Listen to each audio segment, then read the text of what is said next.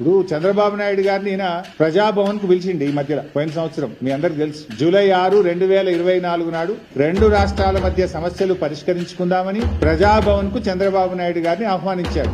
ఆ విభజన హామీల ముసుగులో గోదావరి బనకచెర్ల చీకటి ఒప్పందం ప్రజాభవన్ ఆధారంగా రేవంత్ రెడ్డి చంద్రబాబు నాయుడు మధ్య జరిగింది. ఎందుకంటే జూలై 6, 2024 నాడు ప్రజాభవన్ లో రేవంత్ రెడ్డి చంద్రబాబు నాయుడుల మీటింగ్ జరిగింది. ఆ తర్వాతనే ప్రాజెక్టు పనులు స్టార్ట్ అయినాయి. రేవంత్ రెడ్డి గారు అదే రోజు ప్రజాభవన్ వేదికగా తెలంగాణ నీటి హక్కులకు మరణ శాసనం రాసిండు రేవంత్ రెడ్డి. ఆ తర్వాత ఏమైంది?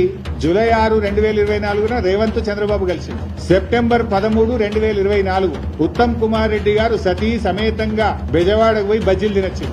అక్కడ సైలెంట్ అయిపోయింది. బెజవాడ బజ్జీలు తిని బెజవాడకు పోయి చంద్రబాబు నాయుడు సతీ సమేతంగా కలిసి గోదావరి బనకచెర్లకు ఉత్తమ్ కుమార్ రెడ్డి కూడా పచ్చ జెండా ఊపిండు. ఆనాడు రేవంత్ రెడ్డి ప్రజాభవన్ వేదికగా, బెజవాడ వేదికగా ఉత్తమ్ కుమార్ రెడ్డి ఈ ఇద్దరు కలిసి ఈ గోదావరి బనకచెర్లకు జెండా ఊపారు.